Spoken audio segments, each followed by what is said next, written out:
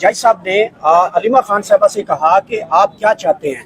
8 दिनों में रिमांड मिलता रहा और अलीमा खान साहबा ने आज कहा कि मुझे सिर्फ इंसाफ चाहिए। उसके बाद जुडिशल हो गए। तो ये अल्फाज पहले कह देते तो मेरे ख्याल जुडिशल हो जाते। पूछा नहीं होगा किसी ने, लेकिन इंसाफ तो सबको चाहिए होता है। जो इधर आते हैं उसको इंसाफ के लिए आते हैं और दुआ करते हैं अल्लाह करे सबको इंसाफ मिले और इनको भी इंसाफ मिले, क्योंकि इनका ना कोई कसूर था, सिर्फ वो एहतजाज के लिए निकली थी और इस मुल्क और भाई के लिए निकली थी।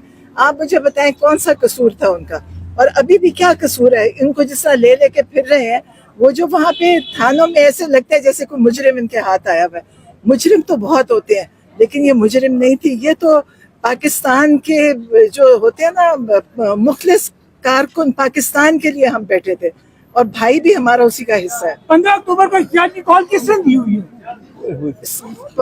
15 अक्टूबर को एहतजाजी कॉल दी है क्योंकि कल आपने देखा होगा कि हाई कोर्ट में हमने अपील की थी, मेरी मुलाकात और एक मुआलिज डॉक्टर की मुलाकात। अब मुझे बताएं कि अगर हम मुझे मिलवा देते तो मैं क्या कर सकती थी। वहाँ तो अकेले नहीं मिलना था, ना मैं कोई पैगाम लेके जा सकती। सिर्फ एक रिश्ते, मेरा भाई है। आप यकीन करें जब से मुलाकात बंद है इतनी परेशानी है, क्योंकि आप हर किस्म का, जब आप परेशान होते हैं तो हर किस्म का वहम और ख्याल आता है। कहा जा रहा है कि एससीओ की तनख्वाह चढ़ी है, इसको सबूताज करने की साजिश है। पता नहीं है, मुझे तो कुछ नहीं पता कि क्या कहा जा रहा है। मुझे ये पता है कि ज्यादती और जुल्म हो रहे, और कल हम इसी के लिए अदालत में गए थे। अगर अदालत से इंसाफ नहीं मिलता तो कहाँ जाएंगे। अब लोग एहतजाज, और पूरी दुनिया में आप देखें एहतजाज होते हैं। मुझे नहीं पता एहतजाज कोई जुर्म है। सारी दुनिया में इतने बड़े बड़े लाखों के एहतजाज होते हैं। हमारे अभी एहतजाज शुरू होता है तो मार धाड़, आंसू गैस, डंडे। मुझे बताइए क्या मुल्क है, मुझे तो तकलीफ होती है। अच्छा ये बताइएगा कि अगर अलीमा खान साहबा भी बाहर नहीं आती और इमरान खान से भी बाहर नहीं है, तो जो 15 अक्टूबर को आपका धरना या लॉन्ग मार्च करने जा रहे हैं, आप क़यादत करेंगी, जाएंगे डी चौक? क़यादत तो नहीं, शामिल होंगे जरूर, और सब शामिल होंगे।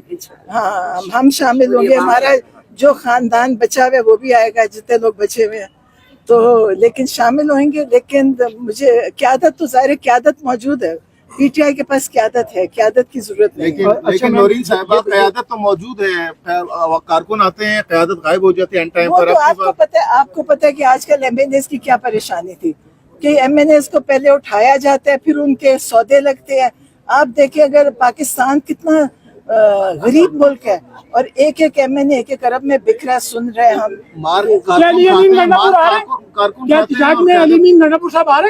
नहीं, मुझे नहीं पता। आएंगे। अच्छा मैम, कल जो मुलाकात नहीं होने दी गई, उसके बाद जो क़यादत का फैसला है, क़यादत पे फिर आपको इत्मीनान है या नहीं, क्या कहेंगे सवाल? जी इत्मीनान है, खान साहब ने उनको क़यादत दी हुई है। लेकिन जो वर्कर हैं वो इत्मीनान नहीं कर रहे हैं। नहीं, वो पता है, मैं आपको बताऊं, वो सवाल आपके बीच में शामिल कर देते हैं, क्योंकि देखिए हर किस्म के लोग वो इनको और परेशान कर देते हैं। यकीनन मेरा नहीं ख्याल क़यादत मुखलिस नहीं है, यकीनन मुखलिस है। अच्छा ये बताइएगा, बात को फॉलो करिए। ये बताइएगा कि इमरान खान का सारा खानदान जो है वो जेलों में FIRs में है, लेकिन आपका वज़ीर आला KP के वो KP हाउस में बैठा है, वज़ीर दाखिला से मुलाकातें कर रहा है।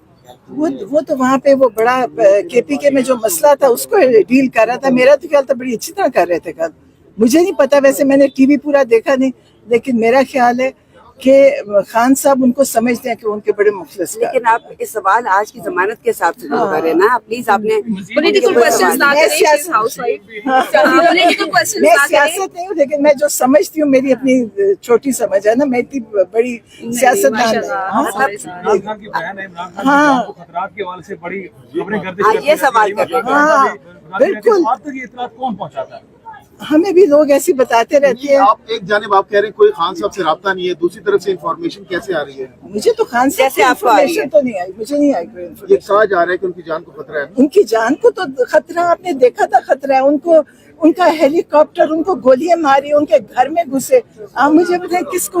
मेरा ख्याल है कि पाकिस्तान में किसी एक इंसान को खतरा वो इमरान खान है, क्योंकि इमरान खान इन सब के आगे जो दीवार बन के खड़ा है ना, ये सब बंदर बांट पे हैं। आप देखें इन्होंने सब कुछ बांटा हुआ है। इन्होंने अभी भी एक दूसरे के साथ डील कर रहे हैं। खान साहब अकेले हैं जो इस मुल्क का सोच रहे हैं या अवाम का सोच रहे हैं। आप देखें, आपने कभी नहीं देखा होगा कि इन्होंने कभी, इनको अवाम की फिक्र भी है। ये बड़ी बड़ी शाहाना, अब जिस तरह इस्लामाबाद सज रहे हैं, ये पाकिस्तान के हालात है। फूल लगाए जा रहे हैं, इनका ख्याल है शंघाई बन जाएगा पाकिस्तान? नहीं बनेगा। یہ جو جس طرح یہ کر رہے ہیں, جو ظلم اپنے لوگوں پہ کر رہے ہیں, آپ سوچیں جو لوگ اس دن پکڑے ہیں ان کا کیا قصور تھا؟ وہ بچے ہیں چھوٹی عمروں کے, ان کو چھوڑنا چاہیے, بچوں کو چھوڑنا چاہیے, جو قیدی سال سے پکڑے ان کو چھوڑنا چاہیے.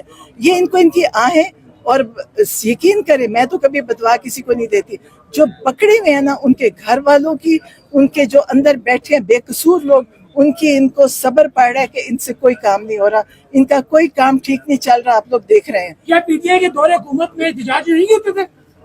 دیکھیں مجھے پی ٹی آئی کی حکومت اس وقت میں ابھی کی بات کر رہی ہوں, میں دیکھیں کوئی سیاسی وہ نہیں کر رہی, میں تو اس وقت اپنی فیملی کے لیے کھڑی ہوں, میرے بھائی کے لیے میں بہت پریشان ہوں, میری بہنیں بغیر وجہ کے اندر ہیں, میرا بیٹا 1.5 سال سے اندر ہے. اب میں آپ کو کیا بتاؤں, میں تو صرف یہ بات کر رہی ہوں, میں اپنے بیٹے کی بھی کبھی بات نہیں کرتی کیونکہ بہت سارے بچے اور ہیں اس کی ساتھ کے جو اندر ہیں. میرا دل ہے کہ سب کے ساتھ انصاف ہو, سب کو انصاف ملے, چاہے وہ میری بہن ہے, میرا بیٹا ہے, اور جو باقی بچے ہیں.